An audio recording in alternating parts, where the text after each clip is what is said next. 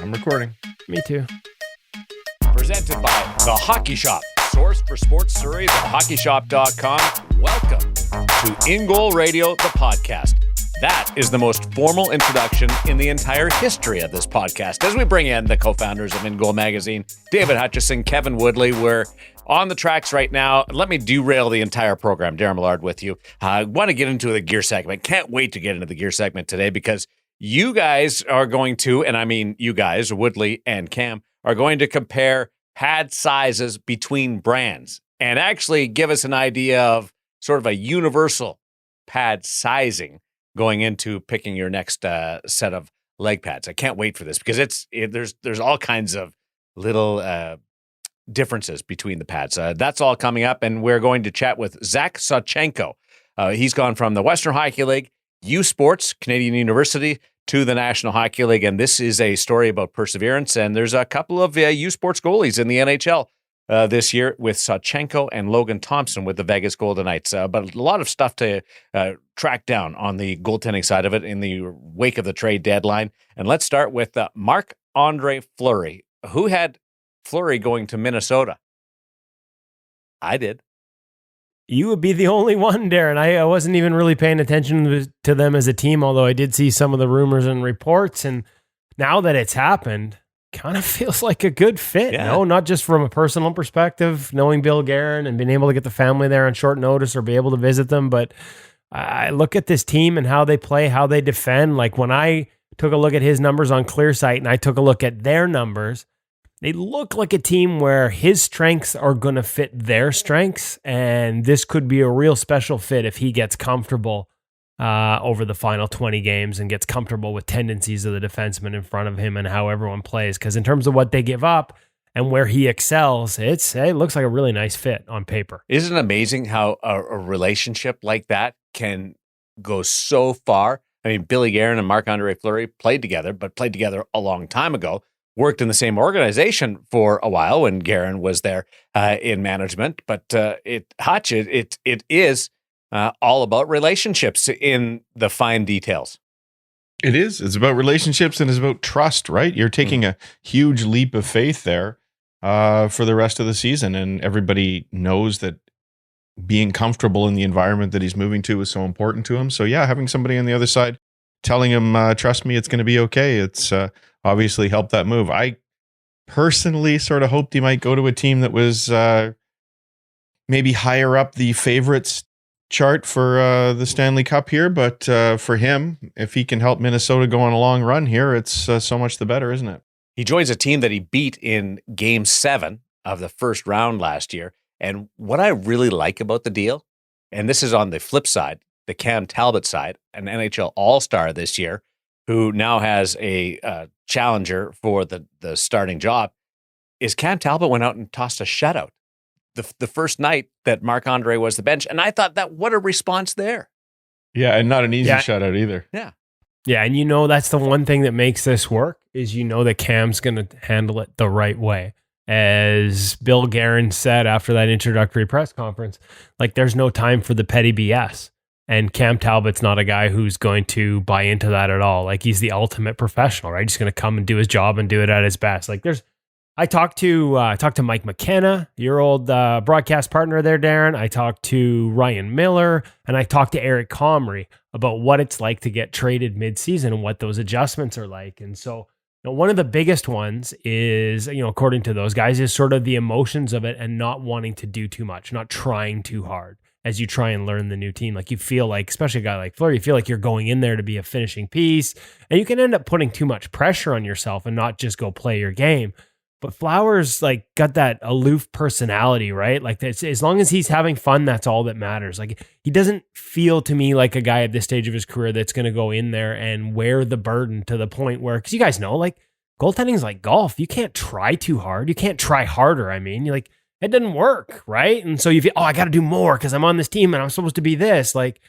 Flower just has to play his game, and I think after so much experience, I think that's going to translate. The next step is getting to know how guys play. How do they play the rush? Which side do they take away on screens? What your job is, what your defenseman's job is, getting comfortable with them. And again, those guys talked about how his personality will help that, because I don't care. Yeah, he may be a future first ballot Hall of Famer, but he is good at making every guy in that room comfortable talking to him. Like if there's a defenseman in his first year, he can go talk to Marc-Andre Fleury about how he played that and how he'd like him to play it, because the personality is just so open and engaging. I know there's a hesitation on goaltenders at the trade deadline because all of these elements have to come together in short order, but it just feels from the outside, talking to guys who have been through it, that this is one that could work. I chatted with Jared Spurgeon, the Minnesota captain, on the Chirp podcast this week, and he said right away, Marc-Andre, first practice was making windmill saves, and he was chirping Ryan Hartman right away. They were going at it and back and forth. So it was a different energy around the goaltending. The one thing I will say is, like, Marc-Andre, for all his accomplishments, he's never done this before. He's never changed teams middle of the season before, whether it's trade or asking to be moved on his own accord. So this is kind of new for him as well. You could even argue that, the first change going to Vegas wasn't even having to adapt to a different established culture. He was a huge part of establishing the culture of that team. So this really is a big change for him. Well, and if you look at, so then the next change he made was to Chicago this year. And if you look at the first month of the season, he had a save percentage in the 870 range. And so for some people that threw up a red flag, like it took him 6 weeks to find his game, or we got 6 weeks left in the season, 5 actually right now. Is that going to work? But when you talk to him about what changed, because he went from 871 early to like 913 ever since behind a Chicago team that, let's be honest, is not great, especially defensively. But what changed again when the coaching changed, when they got rid of Colton and brought in Derek King, was a lot of the odd man rush stuff. And again, Fleury had success under Derek King even there. And when I look at the underlying profile of what those teams gave up, what Chicago gives up under Derek King very much matches what Minnesota gives up in terms of types of chances. And that doesn't automatically mean that you can plug a goalie from one to the next and he's going to have instant success. But in terms of being comfortable and facing the types of scoring chances that he's best at, which is end zone stuff, that's where Fleury excels. There's a really good fit there between how sort of he played in Chicago after that first month with the coaching change and what Minnesota does. I would worry less about the first 4 weeks under Jeremy Colton, because I think that was more about the way the team played and what they gave up than it was Fleury struggling to adjust to something. And that was about it for goaltending. Dallas made a move, and Dallas leads the league in National Hockey League goaltenders playing for their team this year, because it's gone Bishop, Hudobin, Ottinger, Holtby, and now Scott Wedgwood. And then Arizona picked up Harry Sateri off waivers. Just a quick comment on Scott Wedgwood, Woody, just on that move, because it kind of caught some people off guard. Well, I like that move because I had sort of identified Scott Wedgwood as a bit of a sleeper at the trade deadline, a guy that I would have, if I was a GM that needed some insurance policy, I would have targeted. Again, I know Arizona's an inconsistent team. They're in the process of a pretty painful rebuild, but some of his underlying numbers, especially over the past month, have been really good. And so, low cost acquisition, has enough experience in the National Hockey League. And what does he do for Dallas, who can't afford to lose right now? Goes in and makes 44 saves in I think it was a shootout win against the Carolina Hurricanes in his first start for the Dallas Stars. So there's one that, I don't want to say predicted, but there was a guy that I would have targeted. The other one would have been Anton Forsberg, who Ottawa went and re-signed instead. Yep. Like those are two names that I had sort of on my, not Marc-Andre Fleury, but the next tier list that I would have looked at seriously if I was a contending team that needed goaltending. And so automatically right away, if you're the Dallas Stars, the Wedgwood acquisition is paid off. Harry Sateri goes to Arizona. Karl Vejmelka gets a contract extension. And Hutch, I don't know how much you know about him, but he just came out of nowhere this past year and ends up at training camp he was drafted in the National Hockey League, but had spent his time in Europe. And I like him. He's big. He's a southpaw. He's got some flair to him. I enjoy what Karl Vejmelka, and they've got him for the next 3 years. So they've got some stability in goal there. In goal. Yeah, love it. I got to admit that when he first came on, I had no idea who he was. I didn't know how to say his name. And full credit to him for establishing himself, because it's not easy to make an impact when you're coming onto a team that's rebuilding like Arizona. Like, that's not an easy environment. First year in North America. Into. Yeah, like it's an incredible story, really, and I know he's turned heads around the league as he's shown up, and people haven't really known who he is. So much so that I actually thought that Arizona got a heck of a deal when they signed him for 3 years at, what was it, 2.7, 2.75, something like that a year. I was surprised because for him to perform so well in a difficult environment like Arizona really, really surprised me. I was thinking, Woody, when you talked about how, golf and goaltending, we put them together as similar sports because you can't try harder. And I had another moment today. I've always thought pitching in baseball is a little bit like goaltending as well, a solo person on a team sport. I was thinking another comparison today is Formula One racing, because you're a member of a team, but you're solo out there. But more importantly, you can't have results without a good team and without a good car underneath you. And so for Melka to go out there and perform so well with Arizona, not much of a car he's running with right there, but he's performing really well. And he's a great story and an example. I know that the goalie department there has kind of been broken up with Brian DeCord leaving the Arizona Coyotes, but that department was a big part of acquiring Vejmelka and sort of finding him overseas. They were actually scouting someone else, and their scouts saw him and went through the whole process of, really going through all the different levels of their goalie staff to make sure that this was a guy that they really should go and target, and sort of once they did, getting through that process of bringing him over and getting him signed. And full credit there. Like I said, unfortunately, the department's no longer fully intact, but there are some scouts that are still there that were part of this, and credit to them for finding a guy that he was drafted by Nashville, but they never did sign him. My understanding is he felt like staying over there was better than coming over and getting dropped all the way down to the ECHL. And he also, didn't want to come over to North America because he was finishing, my understanding is, his university degree. So to me, that's not a strike against the guy. To me, that's a check in a positive box when the guy wants to stay in his home, in his native league for, another couple of years because he's finishing his schooling. And so Nashville lets him go. He's a free agent. And here come the Arizona Coyotes. And what a great story. What a great goaltender he's turning into be. And now he'll get another 3 years to sort of show that he can stick at this level long term, because he's been fun to watch, as you said, Darren. Life lessons, as well as the education of the academic side, all coming together for Karl Vejmelka. Just want a stick tap to Craig Anderson. We're a little bit late on this, and we want to congratulate Craig Anderson on his 300th victory. He recorded it a couple of weeks ago. The cool thing about it was after he recorded the victory, they played the tribute and did everything acknowledging the 300th win on the ice right after the game. And a lot of times that's the next game or next couple of games when it's at home. But this was a victory at home, and they did everything right there on the ice post game. So it was kind of neat.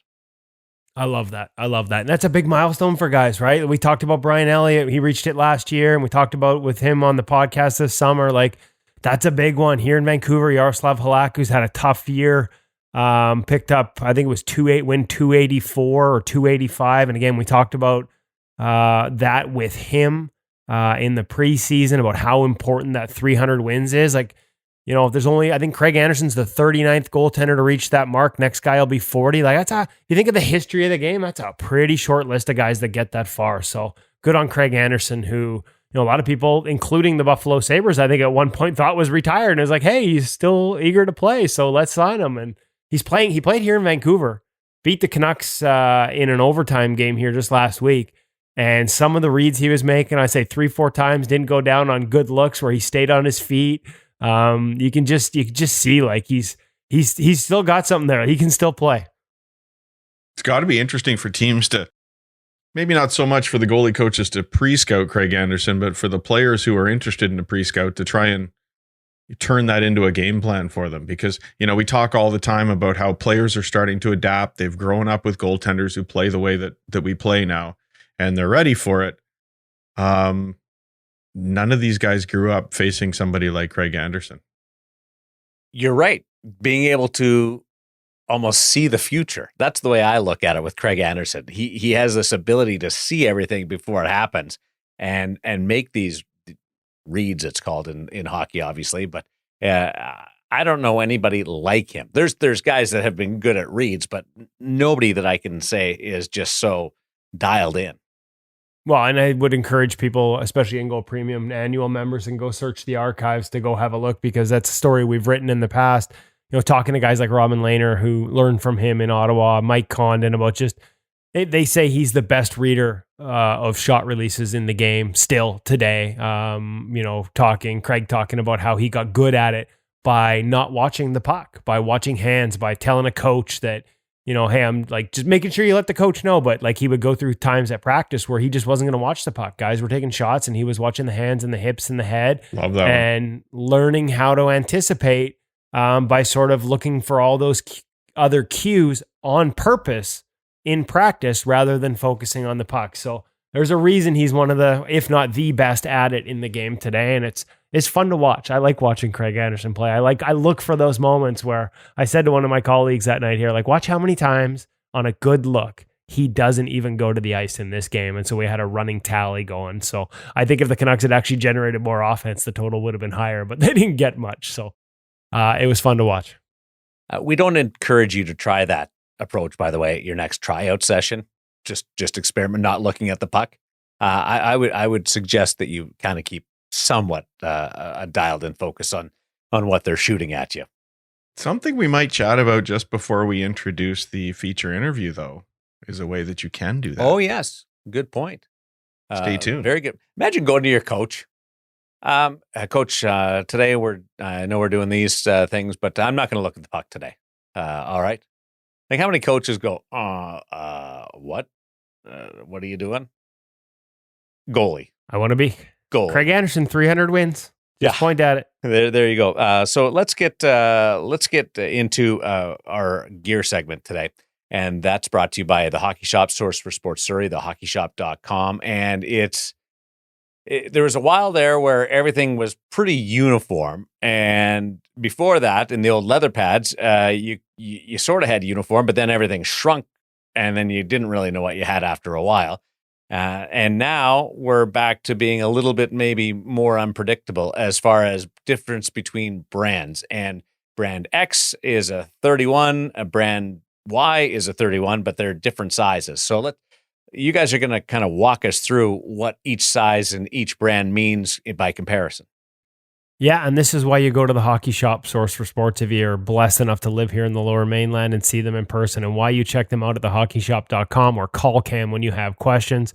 It's little details like this. You're right, Darren. We used a 34-inch CCM pad, a 34+1 stock CCM Flex 5, and we compared them to all the other brands. And the truth is, sometimes it's half an inch, sometimes it's a full inch. What should be a 34 or what is labeled as a 34 might not fit the same brand to brand. And we thought it was an important one. And shout out to the people who have been sending questions at the bottom of our YouTube page and on the IGTV when we do this gear segment each week, asking questions like this, like, hey, can we get, like, remember we did the glove one? People are like, can we do something like that for pads? So to our loyal audience, thank you for the idea. That's where we got this. We talked last week with Cam about how to properly size pads.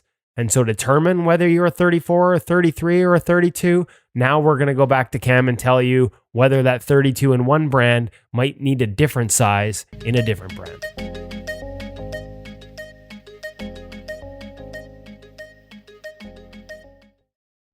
Welcome back to the Hockey Shop, source for sports. We're down here in Goalie Utopia, where, as you can see, we are surrounded by all kinds of goalie pads. And no, folks, this isn't just the result of me doing my usual tour around and pulling everything off the wall for Cam to clean up.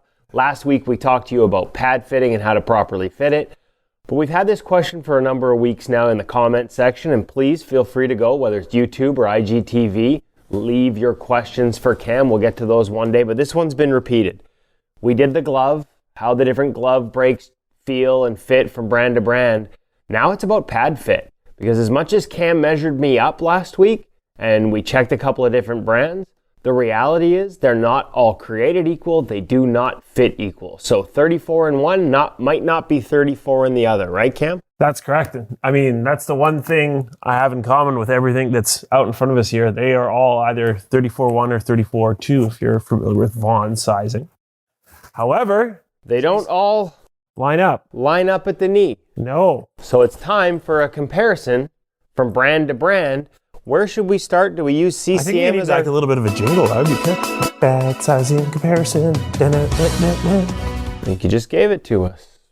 So we're going to compare them all. Where do we start? Where do we start with? Where's our base model? Let's use CCM as our 34-inch base model and just compare all the other brands where that knee fits. I think we'll use this CCM 34+1 E-Flex pad as kind of our base comparison across the board. The setup for the pad is their stock setup, so it is their softer. It doesn't feature the max roam, so it's not as stiff. However, it will be a good one-to-one comparison kind of across the board as we start to stack up every 34-inch pad side by side. We're going to check the knee height. We'll check the overall height. Again, a little bit of the variables being that Vaughn does consider their pad a 34+2 as their stock sizing. We'll show it all and we'll see if we can break it down for you. What, other than just the sizing being different from one company to the next, what affects it? Is it all about the boot break and how it sits on the skate? So there are a couple variables here that are very, very well worth noting. So it's an exact science. I mean, we're just lining them up side by side in terms of how you strap it up on the leg, the different toe ties, boot flex itself, whether you strap your knee behind or down below, down to the calf in terms of the knee strap. So all the elements we talked about when fitting a pad need to be considered when fitting it. But once you know, at least now with this little sizing chart we're going to create, you'll be able to compare, hey, like I've always been a 34 in CCM. What's the equivalent in a Vaughn or a Warrior or a Bauer? All right, so it makes sense, Cam, to start with a little CCM on CCM crime. You said we're going to use the E-Flex 5 as the benchmark for our 34-inch pad. What have you got there right beside it? The CCM Axis. Correct. CCM Axis 34+1. So as a one-to-one comparison, the knee height is the same, as it for the most part should be. Overall height, you could argue that the Axis is just a hair taller, but that's all to do with the stiffness profile of the pad as well and how it's going to sit on your leg. But in terms of the knee measurement wise, we are pretty close to identical. So a 34-inch E-Flex 5 is going to fit the same. And again, this is the Axis 1. Axis 2 is coming out soon, but from our understanding, that fit should be the same. Correct. What's next? All right, so moving on. We'll go a soft pad to a soft pad. We have a 34+2 V9. Some difference here for sure. Looking at the overall height, you can see it first. That Vaughn pad is almost that inch bigger overall height. When we move into the backside of that knee, you can really see a difference too as well. Coming around over to get that good look, we almost see what I would call close to a half-inch difference. Maybe even argue a full. Especially when you're sizing these pads, two soft pads as a one-to-one, I would probably go down a size in the Vaughn just versus maybe look at a 33+2 if you're coming out of an E-Flex in a 34, for example. Just to get that similar overall feel. I would believe that, if you went like a one-to-one sizing, you would find that V9 quite a bit bigger for sure. Next. All right, keeping with the theme of Vaughn, we will look at the brand new SLR3 Pro Carbon. This is a 34+2. Quite a bit of a stiffer and straighter pad overall, so we will see definitely difference between these two side by side. It's a slightly flatter boot, very similar actually. Correct. And of course, we talked about 34+2 being the stock sizing on the SLR3, so it's a taller pad than the E-Flex 5. Correct. Let's go around the back and see. A lot of this has to do with the shape of the boot actually being very similar to that of the E-Flex. This causes that knee stack to be very, very similar in terms of overall height. So 34 to 34 in that SLR3, as you can see, very, very similar knee position. However, that big difference coming in the thigh rise between the two pads for sure. Now, for argument's sake, while you're still there, Kevin, we will put a V9 side by side so we can see some of that difference.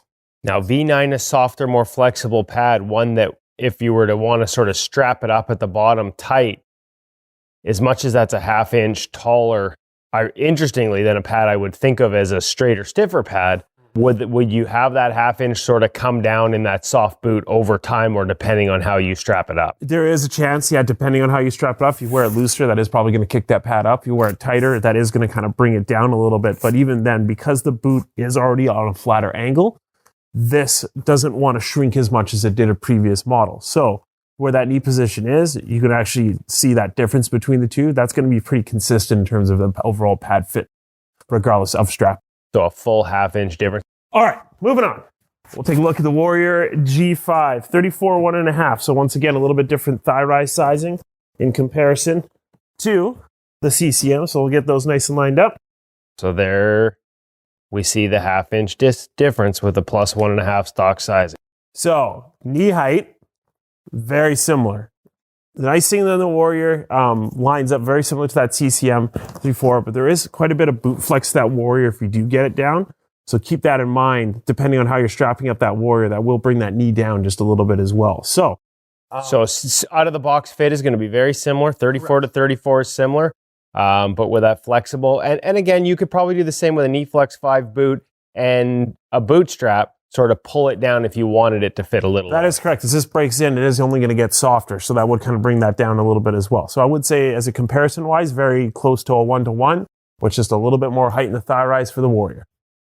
Next. Another thing brand new to the shop, the True L 20.2 just arrived. Let's see that as a comparison side by side. So we have a 34-1. Noticeably flatter boot. Noticeably flatter boot, and that is going to affect that knee sizing for sure. So this, I believe, is the softest iteration for their boot construction that we've chosen when we ordered these guys in, gives it lots of good forward flex.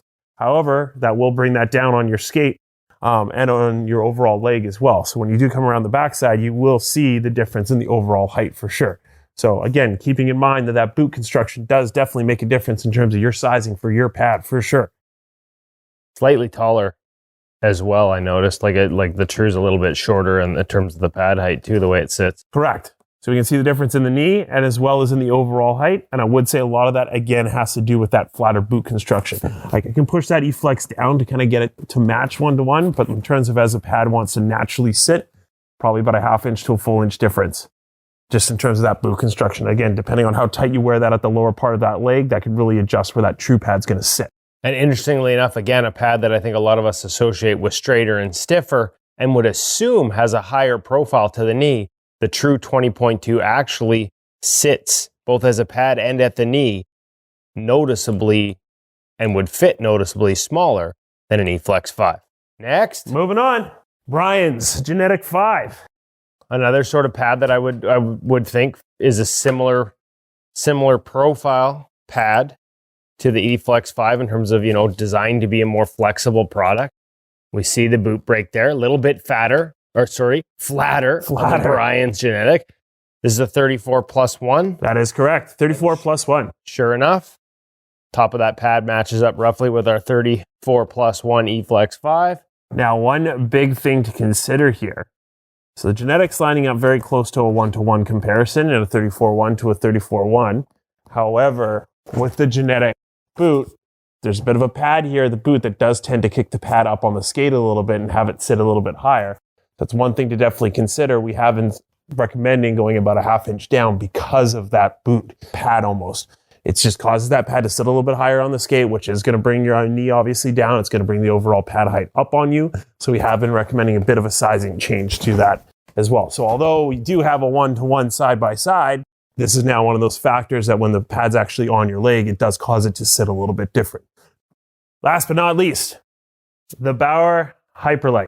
Side by side. Now, of course, Bauer, unique sizing system, small, medium, large. Doesn't go with the 34, but the medium is supposed to be roughly a 34+1 pad. That's correct. So we have a medium here, side by side, our 34+1 E-Flex.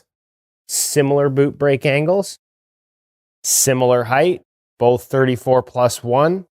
However, overall height, we can't see a difference. You're right, that the CCM does sit a hair bit taller overall as a pad, and at the knee, similar story, just a hair bit taller overall as well.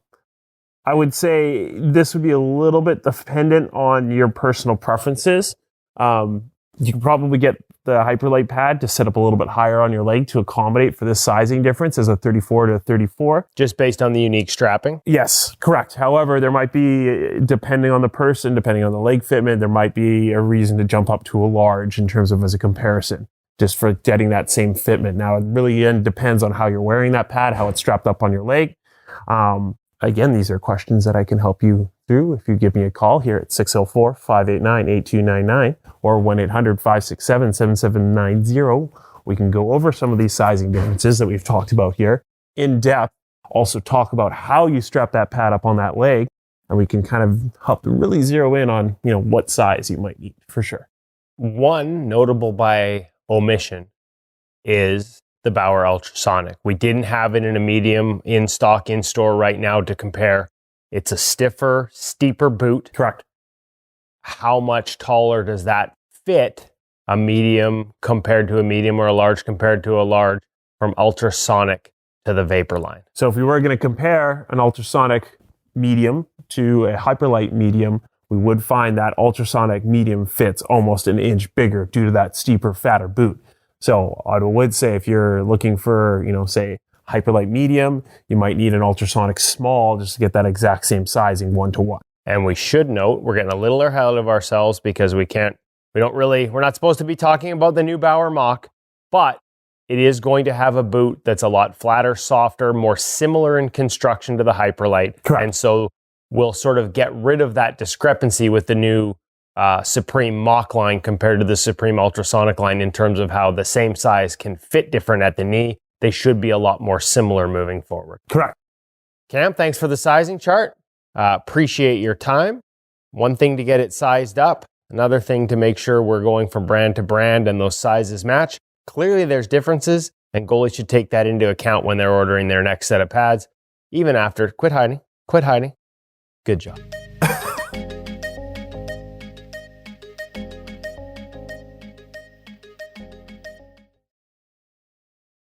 Oh, my brain is so full of knowledge right now. I'm just, after you have Thanksgiving dinner and you're all sleepy, the tryptophan, that's what I feel. I've got goalie tryptophan going off right now because I've got so much in my head after that. Are you saying that me talking about equipment for 12 minutes put you to sleep? No, is that pretty much what you're telling me? I'm full. I've just absorbed so much there that I have to exhale. There's last week we had the director's cut. I called it on the YouTube channel. And this week, it may be even more important that after listening to that everybody goes over and takes in the visual aspect, Hutch. No, hugely, because there's so much going on there. And although they do a good job of trying to, explain what's happening there so that people listening on the podcast can get a grasp of it, you really have to see on the video how Cam has lined up, each set of pads, and to really see that difference in the knee height. Even though 34 is supposed to tell you where that knee is, as they say in the thing, based on boot break and all sorts of other things like that we're going to get, we're going to get a difference in knee height. We might get a difference in the height of the pad. The one that really threw me was just the way that the boot channel was constructed in the Brian's pad and how that affects how it even sits on your leg. Even though sitting there just between Cam and Woody, it looked like it had the exact same sizing as a CCM pad. So the thing that's so please do go watch the video. There's a good 5-6 minutes of extra stuff as well. It's not just being able to picture what's happening there. And the graphic, right? Yeah. And because my head was spinning. Like I probably watched this 8-10 times as I'm going through editing it, and I still couldn't really keep track. Don't have the best memory on the planet, guys. So I made a little graphic so that I could really, just sort of picture what was going on and compare each one. So I fancied that up a little bit, and I've made that available. It'll be on the website. It is available in the notes section on YouTube as well. So feel free to go grab that if you want to just have a look at it. You'll probably find a few things you think I should have added in there. Throw it in the comments. Maybe I can update it for you. Guys, the one that really stood out for me was the fact that in a couple of cases here, it's not just between brands, but within brands. Like if you've been in Pad X and you think you're going to go to the newest and greatest from the same company, don't just assume you can order the same size. Don't just go look for the best price you can find on the internet and just order it and hope it's going to arrive. You got to deal with a guy like Cam who can help you set it up, because the difference was, well over an inch in the one case between the two Vaughn pads, wasn't it, Woody? Yeah, and surprising to me that it was what I consider the more flexible, the quote unquote softer Vaughn pad that actually fit a little taller. And, you talked about the Brian's one and how it's got that sort of bump in the boot now to get the pad to sit higher on the skate. We've definitely noticed a difference in that from some of our Brian's users, guys that have tested for us in the past. One goalie's using it in Junior B, and he actually had to make a slight adjustment there. We used to see it with CCM, right? The Premier pad with its steeper boot fit a little taller at the knee than the E-Flex pad. Now, of course, that's leveled off and they're very similar because the Axis pad that replaced Premier has a flatter boot. You're going to see that, and we talked about it in the video with the new Bauer Mach, whereas the Bauer Ultrasonic was a steep, stiff boot and it fit taller, noticeably so. I would argue at least 1 inch taller in most cases. The new Mach has a similar boot profile to the Hyperlite, so you won't see as much discrepancy. Last note, the True pad that we tested there, that sat shorter than the CCM pad, noticeably shorter. I actually wished, and maybe we'll go back and do this in a Q&A, questions with Cam, or Ask Cam as I like to call it. We'll go back and run the True on top of a skate, because just as the Brian's actually has like a bump on the boot to sort of push the pad up on the top of your skate, True doesn't have a bump, but they have no channel. Like there is no boot channel at all. It is like a tabletop flat on that 22.2 pad. So, well, there's stitching in there to look like a channel. I actually have some questions about whether it's a true channel, an actual channel as defined by NHL rules, but looks like they're okay with it. So but that will make a difference. Whereas the CCM has a defined channel that will have that pad sit lower on your skate. As much as putting them side by side, that True sat lower, I think on a skate it might actually be a lot more equivalent. So maybe that's something we go and revisit. And that's why you, like you said, Hutch, that's why you go to the hockey shop. That's why you have guys like Cam and the rest of his staff.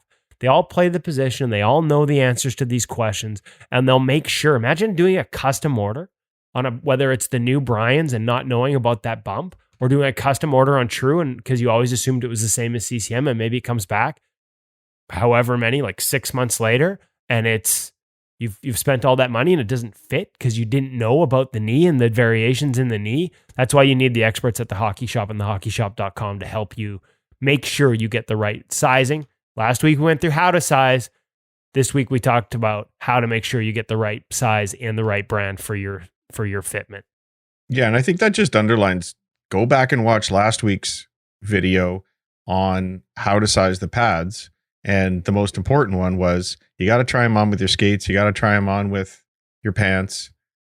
And this week's video, I think, underlines that even more, right? Like even if you think you could pick it out by the numbers, even with the guide that we've provided this week, it still underlines the fact that you need to have your skates on at least when you're trying these on. And the knee stack, right? Like it's all come together with that and the boot channel and I don't know how you do it without literally doing them up with your skates. But, go see Cam. Yeah. Spend a whole day with him, drive him crazy, leave a big mess. You know what I'd like you to do? What I do. I would walk back and forth behind Woody and Cam when they're recording. That's what I would like to do. Just grab gloves, sticks, masks, start doing that last week's butterflies. Oh yeah, somebody already did that. But I'd like to really do it and make multiple appearances in there, walking back. I'll have to get over there and do that. You wouldn't mind, would you, Woody? No, not at all. I'm not easily distracted. Come on, squirrel. I'm like mine like a steel trap, boys. I'm like the person's walking behind you, and you still somehow knew that they were there. Talk about using the force. Yeah, you are really aware. Zach Sawchenko is this week's feature interview. What a journey. Incredible. And for the longest time, we didn't have Canadian university goaltenders in the National Hockey League. And right now, we've got a couple of them making a dent in the National Hockey League this year. The feature interview brought to you by Sensorina VR. And we want to thank Sensorina for bringing us those feature interviews. And guys, I was just thinking here, a lot of kids' seasons are winding up now. Playoffs are done or just finishing in so many leagues. What a perfect time to try Sensorina. So this is the time of year when you make a difference for next season. You've got 3 months, 4 months, 5 months between now and the next season. If you want to take that next jump in your career, if you want to move up to the rep team, if you want to move from AA to AAA, you've got to use that summer well. And there's so many kids who just go to skates and do some shinny. Maybe they go to a goalie camp for a week and just don't have a lot of direction and focus to how they spend that summer. Sense Arena is a fantastic opportunity to give you that focus, guys. Right? Like if I was a parent right now looking for something for my son to do for the summer so that he could get to that next league, Sense Arena would be really near the top of my list of things to do because it gives him something he can work on every single day. He can work on it at home. It doesn't involve finding the right camp, the right coach, the right whatever.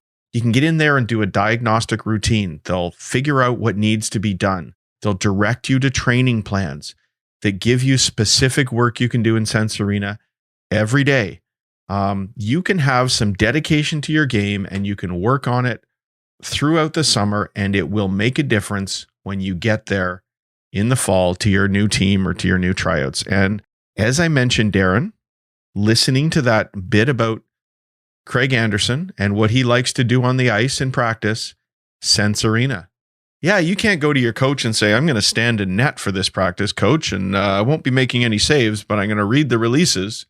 Well, you can do that at home, especially because the Sense Arena competition's over. Trying to beat Darren Millard in the scores doesn't matter anymore. Nobody's keeping track. You can just get in there and watch these releases. They've got video of pros taking shots on you, and you will see how those releases are done, and it'll make a difference. So get into Sense Arena this summer, folks. It's going to make a difference for you this fall. And you can track your progress throughout the whole summer in different drills 100%. and your effectiveness. So there's experimenting, which you can never do on the ice. Geez, you don't want to get hurt either if something got away from a player. But you can also track your talents as relation to those different drills, Woody. 100% would highly recommend. And again, what I love about it is it doesn't matter the level. Like even for us beer leaguers, you notice a difference. But even for Hutch's son, who's now playing in the Western Hockey League, we see pros use it as part of their warm up material. Like at every level, it just gives you an opportunity to get better. That especially as Hutch said in the summers, where ice time and training time and stuff can be hard to come by. Well, all you need is a little space, and I would highly recommend you map out enough space as somebody who's almost broken his hand trying to make blocker saves into his desk and knock coffee everywhere. You don't need much space, but you definitely don't need ice, and you can continue to train through the off season. So definitely a win in my books. Sets up our feature interview brought to you by Sense Arena VR. Set it up for us as we bring in Zach Sawchenko. Well, I honestly feel like we should just go straight to Zach because I got to thank him. I was not on my A game as an interviewer. Had a number of things going on at home the day we did this and some distractions. And so as you will hear me, I think I asked him 3 different questions at once, multiple times, rather than just letting him speak. Those are my favorite ones. Well, I was kind of horse crap this week, guys, but fortunately I'm just the backup and Zach carried the load as the starter for us. So he's a fascinating journey. He's got a lot of great advice. He speaks to kids several times throughout this, like with advice for young goaltenders, like speaking directly to them, like here's a lesson that I've learned that I think you can apply. And so there's a lot of really good ones in here for a guy who, got to the National Hockey League this year, got his National Hockey League win, first dub in the NHL. And he did it, in a very unique manner after some disappointments early in his career. And you'll hear him talk about that path and the uniqueness of it and how he's benefiting from it now.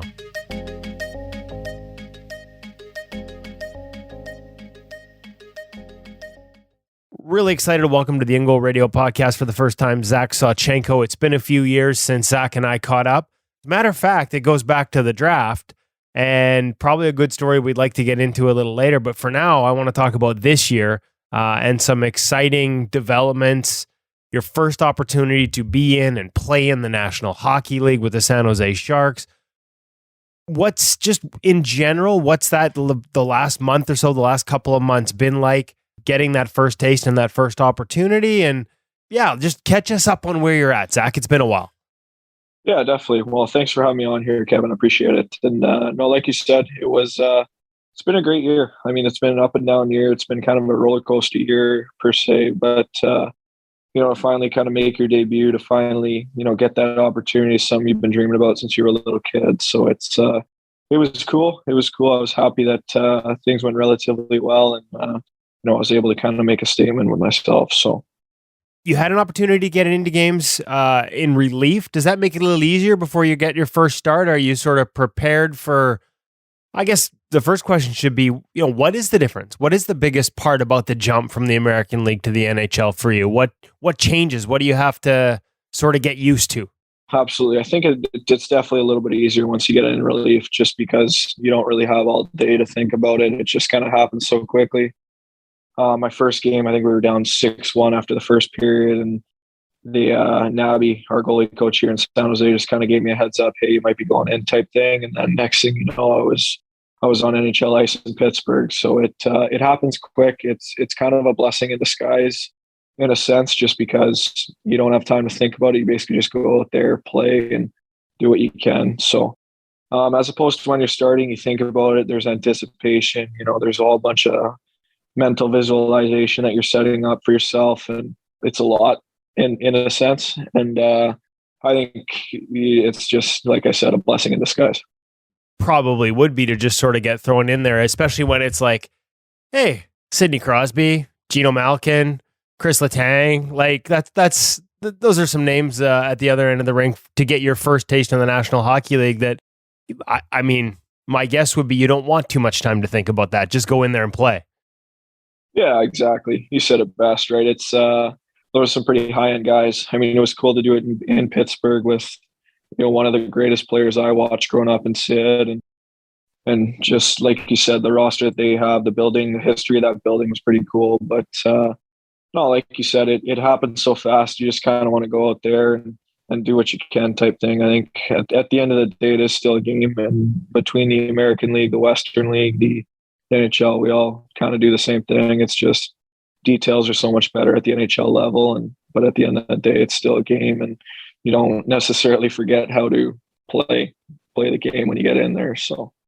Now we've talked to other guys over even this year about making the jump and sometimes feeling like you want or need to do too much just because you're going up a level. And yet, if there's one thing we've learned about goaltending, you can't try harder, right? Like it's almost like golf. You can't just go out there and try harder. You have to sort of let things come to you. You mentioned visualization. As you get into that moment where you're leading up to that first start, what were some of the methods that you used to sort of help you stay within yourself? Things that maybe young kids, no, it's not the National Hockey League, but they're heading into playoffs this month or, provincial tournaments and events like that. Any advice you can pass along for, how to try and not go outside of what you do best just because the moment's gotten bigger? Yeah, 100%. I think, like I said, at the end of the day, it's a game. It's the same game you've been playing your whole life. I think obviously the expectation and just the whole venue of everything is bigger and there's more pressure and stuff like that. But I think, like you said, less is more. You know what I mean? I think that when you do get out there, it's important not to try and do too much or try and overcomplicate things. I think that if you keep it simple, you got there for a reason. You kind of got to rely on what got you there, what your strengths are.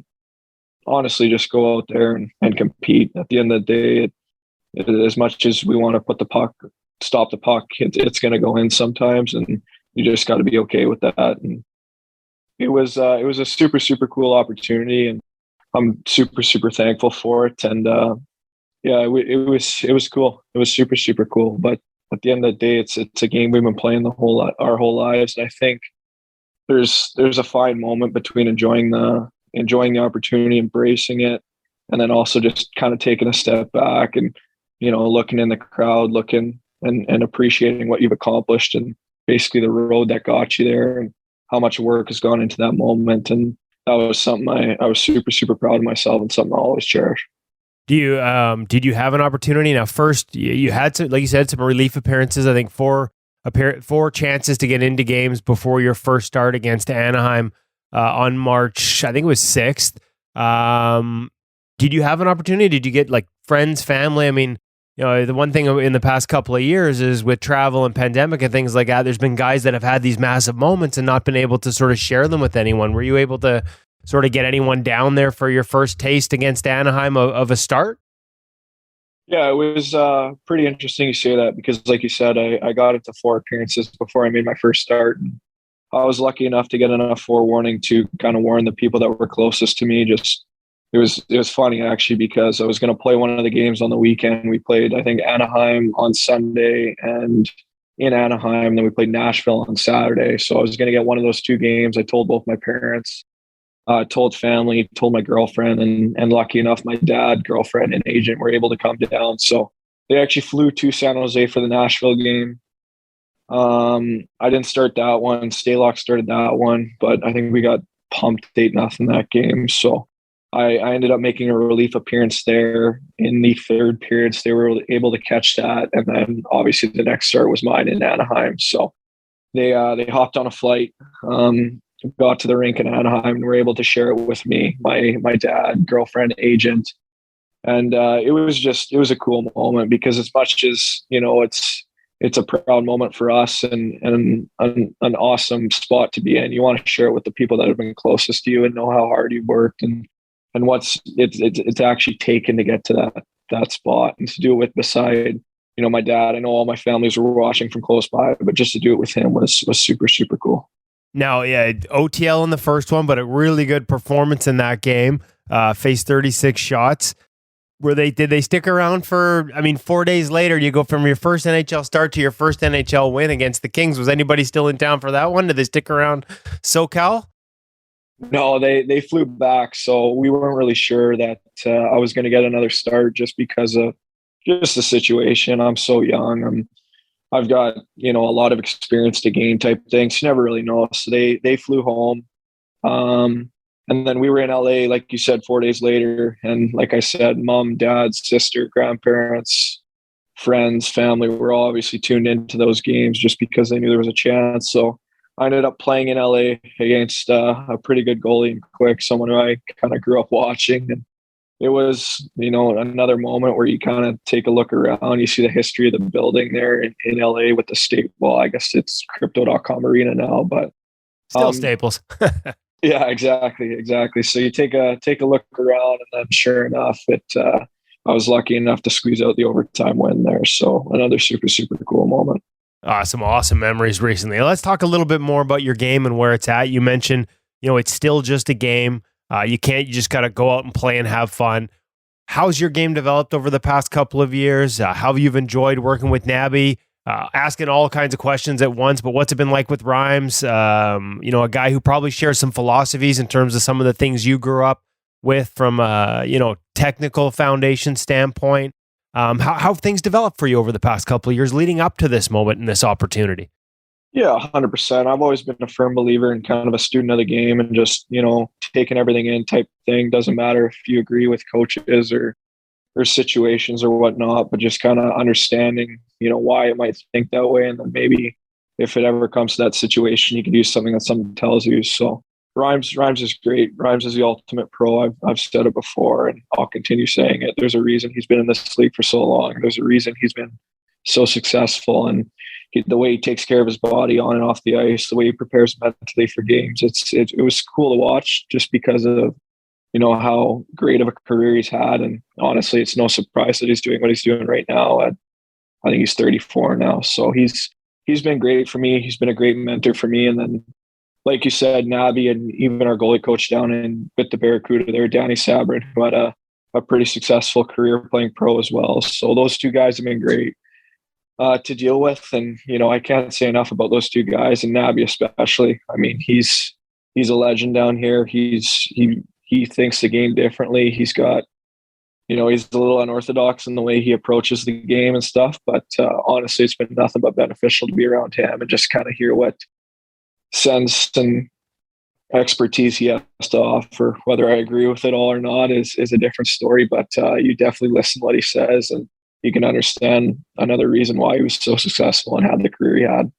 Danny Sabrin, a guy that we've gotten to know over the years a little bit too. Nabby, a guy we've had a chance to spend some time on the ice with up in Kelowna, and we've seen some of those drills. We've actually got a series of old school Warren Strelo skating drills coming up at InGoalMag.com this week from one of another Warren Strelo protege. At the time, Nabby was their Seamus Kotick, now coaching with the Buffalo Sabres. So I'm familiar with some of the drills. They're a little bit different, a little bit old school. Are there times, like you said, it's different, but what are some of the things that you do take out and get benefits from when you're working with Nabby, or any takeaways there where you maybe look at something and it's like, yeah, you know, I hadn't seen it like this before, but yeah, there's a benefit here. There's something here that I can add to my game. Yeah, definitely. I think especially as goaltending, just because of how specific and how detailed the position is, it's always nice to kind of get a different philosophy on, you know, certain save selections or certain reads you got to make in the game. So like you said, Nabby's got a different approach, and it's honestly refreshing to hear that, because you can go to as many goalie schools as you want, and every single one will probably teach you to do something differently. And that in its own is a blessing in disguise, because I think the more you can kind of expand your toolbox, is what I call it, is the more successful you'll be, just because you can't just rely on one save or one movement to get you where you need to be. The game happens so fast nowadays, and quite honestly, players are so good nowadays that they'll find a way to expose that one weak spot you have. So you got to be able to expand and kind of just broaden your game in a sense, just so you are able to make saves and you are able to compete. Like you said, I'm sure Rhymes will attest to this too, and basically any goalie out there, that as the game keeps evolving, you got to keep evolving as well. And whether it's going to something a little bit more old school or something kind of more modern, it's something you got to keep an open mind with, in a sense, and basically just keep building on your game. Can you give us some examples of things that have evolved over the years, Zach, and maybe even a description for listeners that, you know, haven't got a chance to watch you that often? The audience is 100% goaltender, so you can speak goaltender to them. How's your game developed? Like, what are some of the specifics? What's the foundation of Zach Sawchenko's game right now? Yeah, I think the biggest thing for me, and something I take a lot of pride in, is just reads altogether. I think, especially when you get to the pro level, you know, whether it's American League, NHL, or even the East Coast level, I think that everyone's good, and the margin for error is smaller as you get up. But everyone got here for a reason. Everyone's good here. I mean, we're all good goalies at this point now. So I think keeping reads is super, super important. The one thing I notice is, as you kind of progress and keep moving forward in the game, I think as you move up leagues, whether it's from the East Coast to the American League to the NHL, I think the game happens faster, and mentally you got to be able to make that decision quicker. So I think the foundation of my game is, I've always been a firm believer on skating. I think you got to be a great skater to be a good goalie. And I think just pro reads is something I've always been a firm believer into. I mean, the game happens so fast, you got to be able to think. And that's another thing too, as I talked about earlier, is you got to be able to, you can't just rely on one movement or one save selection to, you know, kind of bail you out at times. You got to have, you know, 4 or 5 different ways you can get there, different ways you can stop the puck to get there. So I think that's kind of the foundation of my game. And like I said, it's always a work in progress though. You know, there's always room to get better. There's always room to expand on things, and there's always ways that you can improve. Well, I'm curious on the reads, because, you know, it's interesting. Obviously, it's essential, right? Like, that's a big part of the game. Not just reading what opposition players are going to do, but being able to read off of your own team, being able to sort of know what your defensemen and your back-checking forwards, where they're going to go, and trust them to do that. How do you develop that, those Zach? Like, what advice would you give to young kids about how to, like, obviously playing, the more you play the game, the more you recognize the patterns. But is there anything other than just playing that you did to develop? Like, did you work? Can you improve reads by watching video? Do you watch games? When you're watching games, do you watch them with a goaltender's eye? How can you, you know, outside of just getting in there and playing a whole bunch, how can you get better at reads? Yeah, it's interesting you mention that, because like you said, I think playing is one thing, right? Playing and getting more minutes, you know, getting in different situations helps reads. But another thing is kind of just be a student of the game. Like, watch guys. Like, there's different ways to make saves, as I've said all along here. Like, you watch how Shesterkin stalks the puck versus a guy like Demko. The way they approach the game is completely different, yet they're both equally as elite in their own field, right? So I think that's one thing, is just watch guys. It doesn't even have to be super, super attentive and be like, oh, why did he push there? Just watch why they do things and kind of break down the game in that way. I know that, you know, for the longest time, I focused on watching goalies when I watch games, as opposed to, you know, following the puck. I've always just enjoyed watching the position. I think it's super, super cool. And I'm sure all the listeners here can agree. I mean, it's one of the coolest positions out there, because every time you step on the ice, you have an opportunity to dictate what happens in that game. It's not entirely in your control, but there's a reason we're the only guys that are out there for the whole game. So I think that's one thing. And then another thing is something that I kind of realized a little later in my career is that goalies take longer to develop.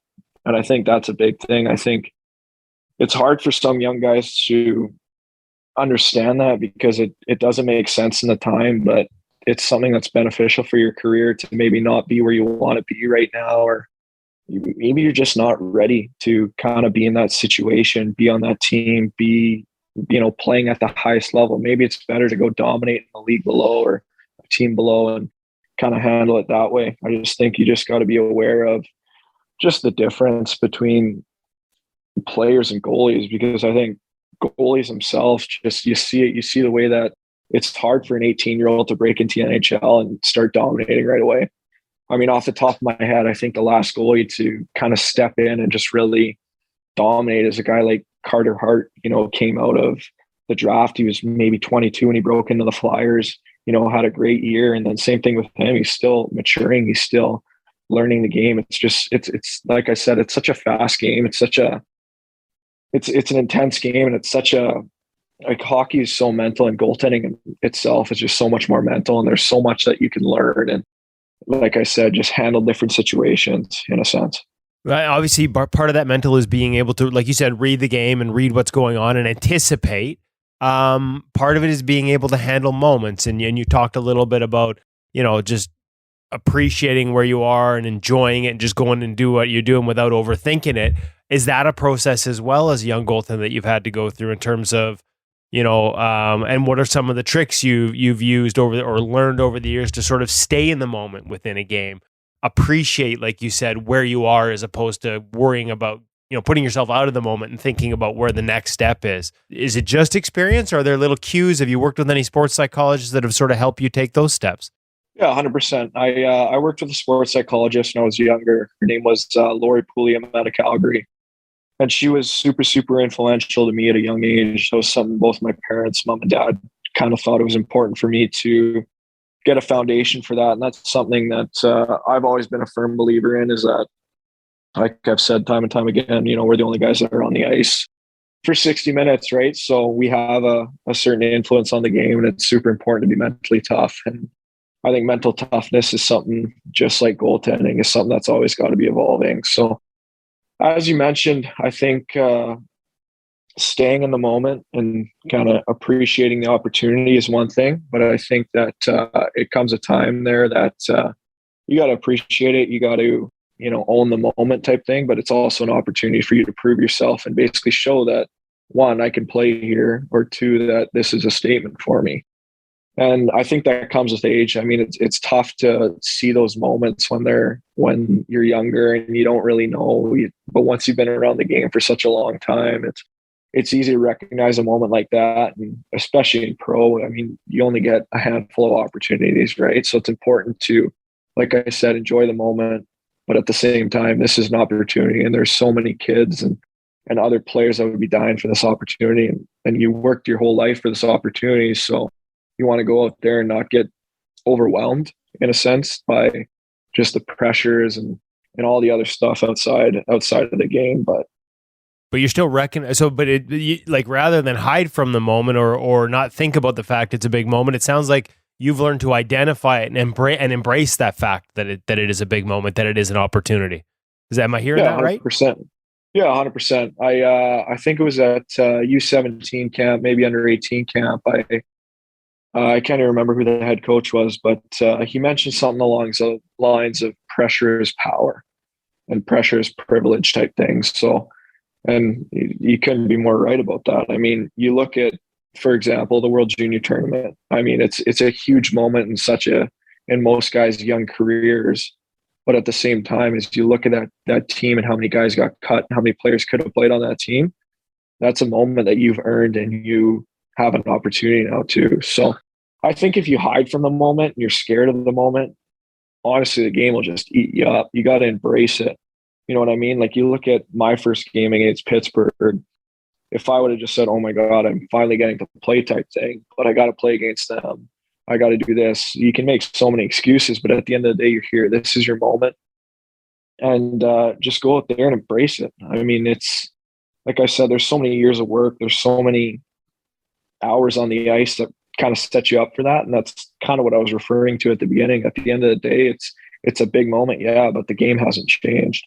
And that's something that I think all goalies can appreciate and kind of rely on, is that at the end of the day, just because, it's a big moment, there's pressure, there's all these outside factors affecting the game, and whatever happens is at the end of the day, you're still a goalie, and you're not going to forget how to make saves or how to control rebounds or whatever the case may be.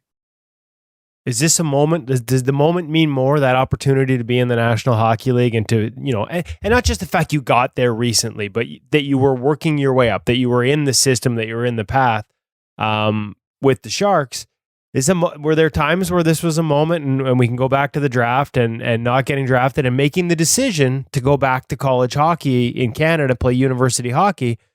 Is it a moment you appreciate more? Because were there times there where you didn't think this moment was going to happen? Where I remember the frustration around the draft and that decision to go play university hockey rather than turn pro. Did you think this would happen at that point? Or was that a path you saw from there being possible? Personally, I always believed in myself. And that's the one thing that never changed from the moment the draft passed. I got passed over in the draft and whatever happened. I think the one thing that's always stayed true, and something I've always held close to my chest, is that the belief that I know that I can play at this level and that I can eventually make it there. I think that if you don't believe in yourself, honestly, then how are you going to expect someone else to put their faith in you, right? So I think the belief never changed, but like you said, it was a moment there where you finally got here, you embrace it. It was such a big moment. It was a long road to get there, and you finally got there. And instead of just being happy to be there, it was like, okay, now's your chance. You never know when this is going to come back. And I think that's something that all listeners can take from this, is that, great, you got there, you got this. Now it's up for you to do something with it. And I think that's, once again, the mental toughness, and every situation you've ever been in, whether it's getting pulled, whether it's getting cut, it sucks. But now the game's got ebbs and flows, and it's important to understand it's not going to be going up all the time. If you were always trending on the uphill, the game honestly wouldn't be fun. When you're at your lowest of your low, it's fun to get to those peaks and really embrace it and cherish those moments. Take us back to that decision, going back to play Canadian university hockey, coming out of Moose Jaw. I think a lot of us who covered the game expected you to be drafted. I think a lot of us were surprised when you weren't.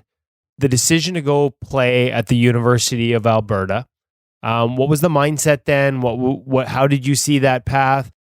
I think it's fair to say that people are finally recognizing. It's amazing to me all these years, and I've kind of been banging this drum for a while now. We would see NHL teams chase NCAA unsigned, undrafted goalies, and I kept saying for years, hey, guess what? There's a lot of these guys on this side of the border too, and you see the success that Logan Thompson's having now after a year at Brock. See the success that you're having at a couple of years at the University of Alberta, but I'm not sure at the time that people would look at that decision and say, well, yeah, the choice to go there is clearly a path to the National Hockey League. What was the mindset for you at that point? And was that, like you said, just an opportunity to, embrace something at a different level and excel there? Yeah, no, 100%. I think, like you said, I went to the combine. I had a good draft here. I was fully kind of expecting myself to get drafted. And unfortunately, I actually attended the draft. So I sat through, I think it was 210 picks, 211 picks. And that's a low moment in the career where you're it was in Buffalo. So sitting in the Buffalo arena with all the people that were important to me, agent, mom, dad, sister, everyone that was there, and you're waiting for your name to get called. You're waiting for your name to get called, and nothing happened. So obviously one of the lowest points in my career, and that kind of made me reevaluate things, and maybe this isn't for me. And like I said, I've always been a student of the game, and I think it's important that especially goalies, and not even just goalies, but hockey players in general, need to have something aside from hockey and something outside of the rink. So I've always been a big school guy. So I went back for my 19-year-old year, had a good year, and then I was basically making a decision at the end of that year: is do I want to keep playing in Moose Jaw in the Western League, or I have my scholarship package from the Western League and go to a prestigious school and a prestigious program in U of A and, start kind of another path in my life so that all my eggs aren't in one basket type thing. Because you never know. At the end of the day, you could get injured, something could happen, and then that's kind of it with your hockey career, right? So I've always been a firm believer in having a backup plan. So I went to school for a couple of years,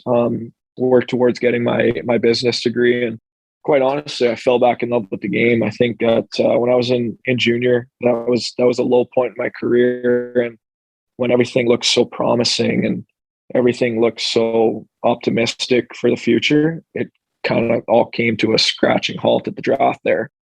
And it kind of gave me a reality check, like maybe this isn't for you type thing. And I always had the belief that I could play here. I knew I was good enough to play here. It's just a matter of putting in the work and getting opportunities. And like I said, a little bit of luck along the way. But like I said, I went to school and played 2 years of that program. And that was one of the best decisions to my life, just basically because of how prestigious that program was and falling back in love with the game and regaining that passion for the game.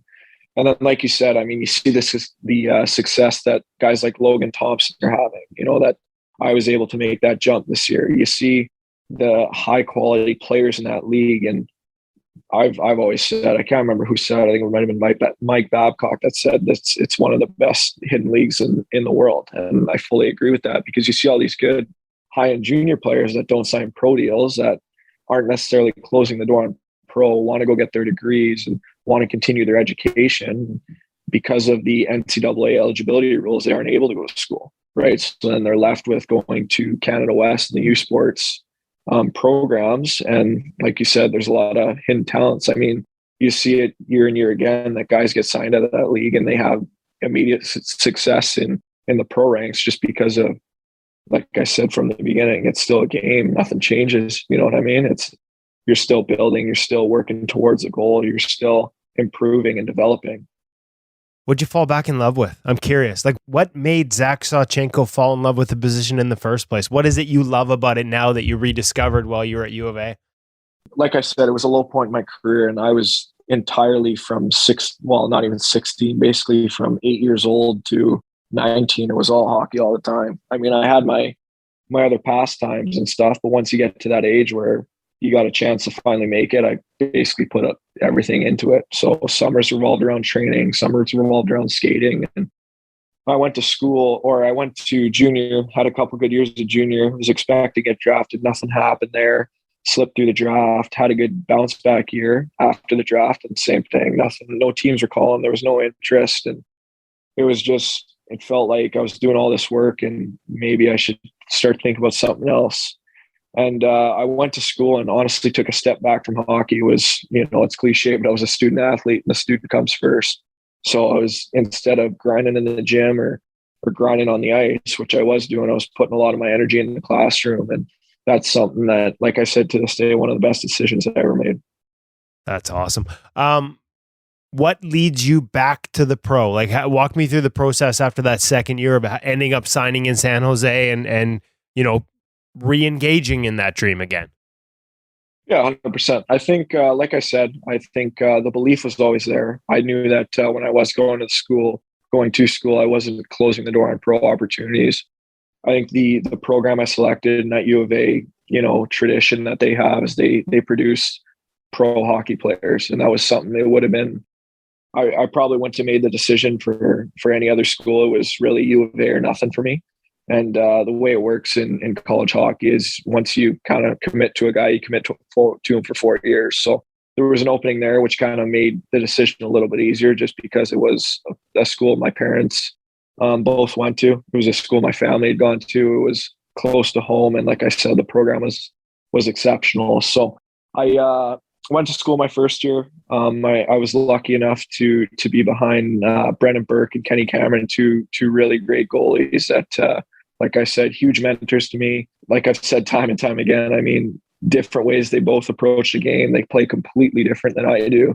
But you kind of expand that toolbox at school. And I was lucky enough to play behind Berkey and ended up winning a national championship that year. So that was a super, super fun year.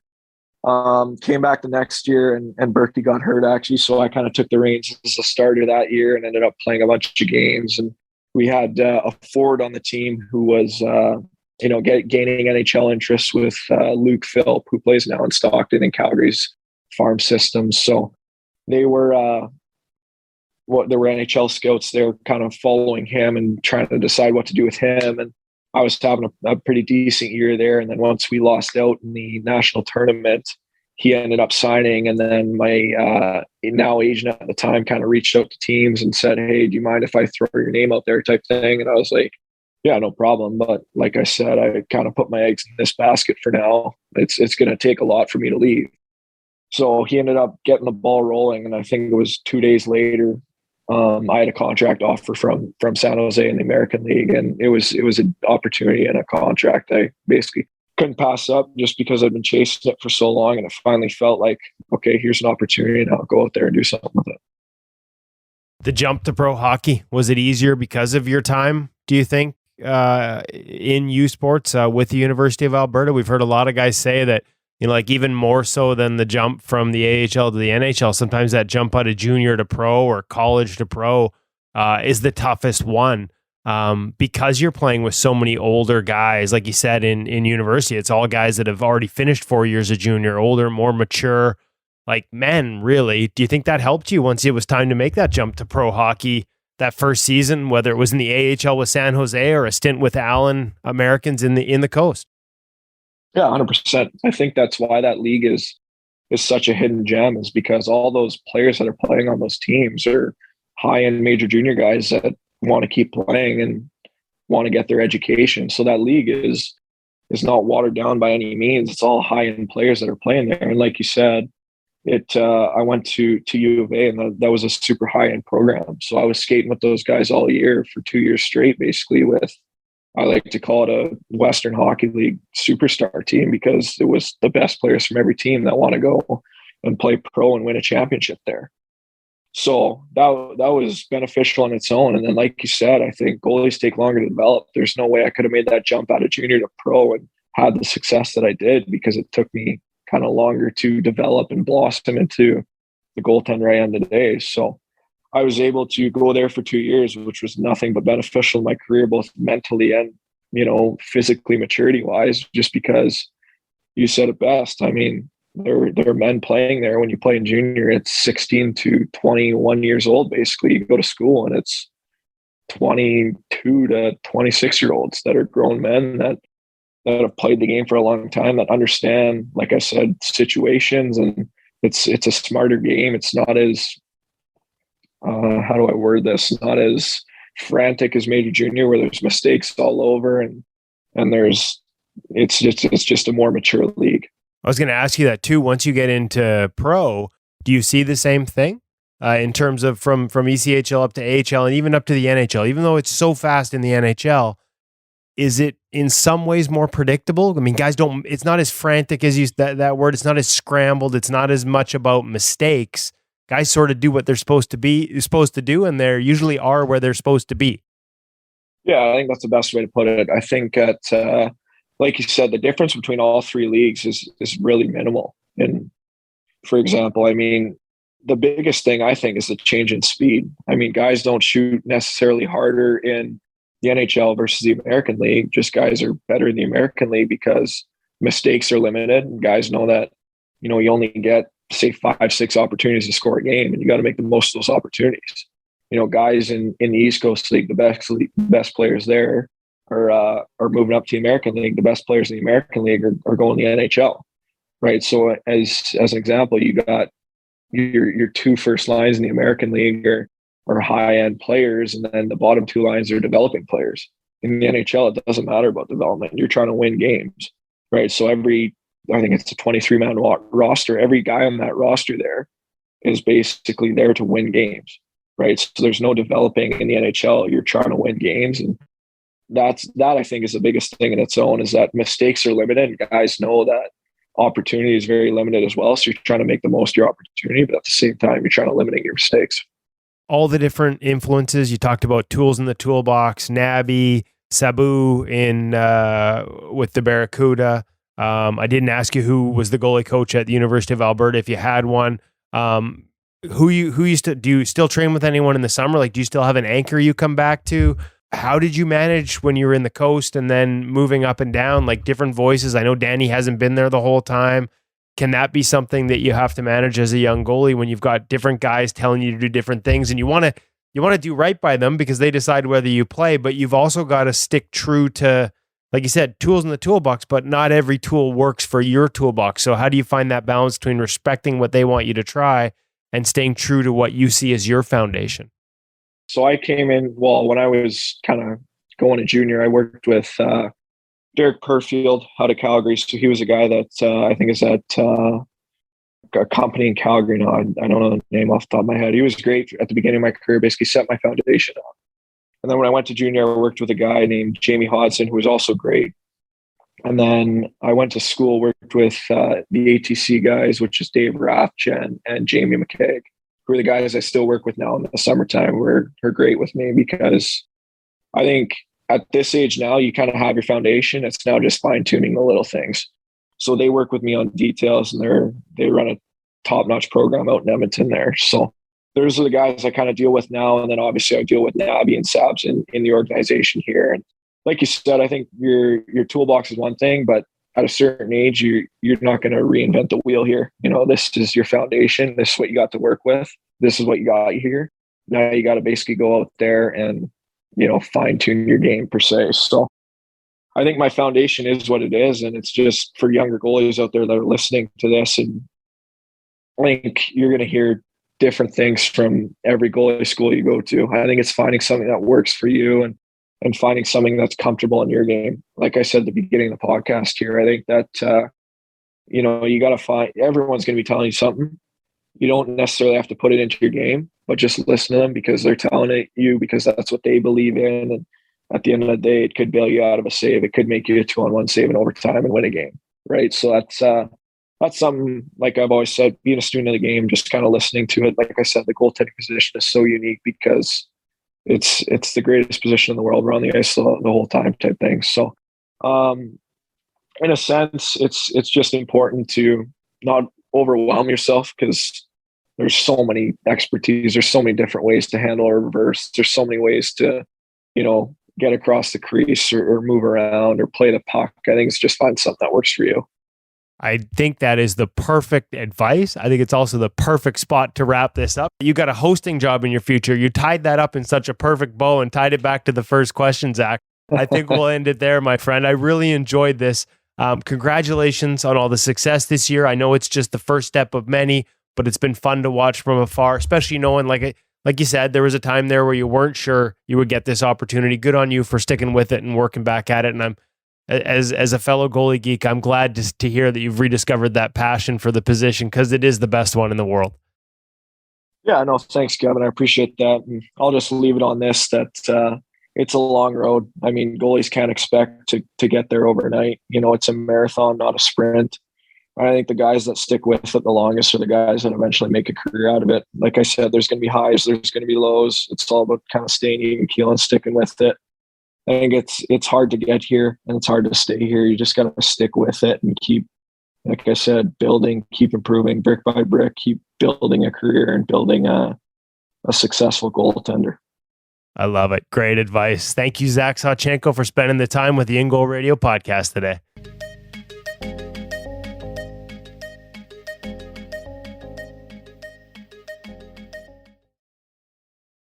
So the moral of the lesson there is, as you try and close the door, be open to everything that comes your way from Zach. As Woody does a great job in that conversation. Just like we all love the elite players who dominate at every level, and they're they're going to be stars. We know they're going to be stars, and they capitalize on that. But these stories that take the winding path, tend to cheer for them a little bit more, Hutch. Yeah, you sure do. And I love that it underlines that Canadian university hockey is a path. It's a path that can get you to the pros. And yeah, there've only been a couple of goaltenders before these two guys that have made it out of Canadian university hockey. But I do think I really get the sense that recently eyes are being opened. Just like you get a little bit more time as a Euro to overcook, I guess, in your development before you come over and you can be a little bit older and be accepted. I think people are going to start to realize that there's some great players in Canadian university, typically older than in American universities, because a lot of these guys have had a complete career in the Canadian Hockey League before they go into university hockey in Canada. It's outstanding hockey. As I think Zach pointed out, it's not just a bunch of guys who happen to play major junior, but other than the ones who move on to pro, it's the best guys from major junior hockey that move on to Canadian university. So outstanding hockey. Love that he stuck with it and love that it's given him an opportunity to move on to a pro career. And I hope a few other guys get it as well. It's funny. I was just thinking Ryland Toth here with the UBC Thunderbirds, who's had a heck of a career, might be the next one that gets that opportunity as their season just ended. A guy who got into a game in an e-bug role, not into a game, but onto the ice for warm up here with the Canucks in an e-bug role, and a guy who's really turned heads at UBC. So I'm happy to see it as well. I've argued for years. We see NHL teams scour NCAA rosters for sort of, those hidden gems that didn't get drafted that have good college careers. And I've argued for a long time that there are similar stories to similar levels of goaltending to be found up in Canada. And so it's nice to see that teams are finally discovering that. And so good for Zach and good for Logan Thompson, who's doing a hell of a job for the Vegas Golden Knights as well now. Is he ever? He's been the guy starting every game with Laurent Brossoit and Robin Lehner out of the lineup. An education for the hockey world, scouts, management, everybody, that you can look under that rock over there. And you just might find your next goaltender or a goaltender that can really stabilize your system. What do we have going on InGoalMagazine.com, InGoalMag.com? Speaking of development, we've got a great series that just started with Seamus Kotick, who was on, I think it was episode 157 with us. So it's like 6 episodes ago. If you haven't already, make sure you go back and listen to it. During that episode, Seamus talked a lot about the influence of Warren Strelo when he started his pro career with the San Jose Sharks. And of course, Warren, probably overlooked even by me, admittedly, every time I go look at the impact Warren had on the game as a goalie coach. Sometimes I get caught up with the Allairs Benoit Francois, Mitch Korn, some of these guys that they're all deserving, but sometimes overlook a little bit. Warren Strelo is kind of the first goalie coach to work, non-ex player to work in the National Hockey League. And so the impact he had, some of the drills he used to do with the Nabokovs and Kiprasovs and Toskalas of the world, a lot of skating drills. In his boots, right? Yeah. Well, we let them put on skates. Seamus let him put on skates, and he's got some video of Ukko-Pekka Luukkonen, the Sabres' top goaltending prospect. And we're just going to go through the whole series. The first part is up online right now. It's a series of 5 puck drills. So he plays 5 pucks around the crease, and he sort of explains the thinking behind that from Warren and just a bunch of different crease patterns. We talk whether it's Carter Hart, Carey Price. So many guys have talked to us about the importance of crease movement drills. Here's another great example and another way to sort of set up and structure different crease movement that will benefit goaltenders of every age. You could be like a 5-6-year-old just starting. These things work. Beer leaguer, these things work. Although I kind of doubt anybody's going to let you do skating drills before your game. But if you can get ice, these things work. And clearly, as we see in the National Hockey League with guys like Ukko-Pekka Luukkonen moving up through the system of the Sabres, these things work for pros too. A really nice example, guys. We've had a lot of people say to us, you guys keep mentioning all these NHL goalies and NHL coaches who subscribe. Is there really something there for me? Is there really something for my 5-year-old kid, for me as a beer leaguer? I think this week's examples are really nice ones, aren't they, Woody? Like that 5 puck drill. You don't need a goalie coach to do that. Set up the pucks, do the work on your own. How many times is a young goalie left on his own as the team does something else and he's wondering what to do with his time? This week's drills, perfect example of something a youngster could do. Beer leaguer, I could totally see Woody setting up the 5 pucks before a game and starting to work on them, but I don't think many guys have that opportunity. But you can definitely have them in your mind as you're working through a bit of a skating drill before you get on the ice. Nice little piece on there as well from our buddy Pete Fry on controlling your focus with your mindset. Pete does great work for us. He's got a super 30-day program that you might want to have a look at. It It links to it in every one of his articles. Pete's there every week with something new for us. And I really like the work with Alex Nedeljkovic and ProReads this week as well, guys. I think it's just a really nice, simple example. It's something, again, that just applies to everybody at every level. There's no great secrets to this game, are there? There's no magic bullet. That this is basics being applied at all levels, and I just love it. I'm trying to see Woody. I mean, in my mind, I'm seeing Woody with the pucks at the other end in his beer league. Doing Me all and these KVG. drills. Kane Van Gate would do it for sure. 100%. He's setting up 5 pucks next time he's out on we the need ice. to get a game with the two of you playing each other. It would be brilliant. The puck's starting to come down the ice, and Woody's still doing his drill, doing his movements. The team's Sticking the foam boards. roller up on top of the net. Oh, foam roller on top of that for sure. Or the Theragun. Why or are there whatever it 5 is. pucks on the ice? Awesome job with Zach Sawchenko. Wonderful story and amazing lessons in there for all of us, and as well with the pad sizing between brands. It's such a great luxury that we have with Cam and the Hockey Shop, source for sports story, thehockeyshop.com, to be able to lean on experts like this to be able to talk you through, because I didn't realize that there was a big difference inside one brand, like just with the Vaughn. Never mind between a True or a CCM or a Bauer, Brian's as well. So really cool stuff there. We will leave you with this. And it happened while we were on the air recording this episode.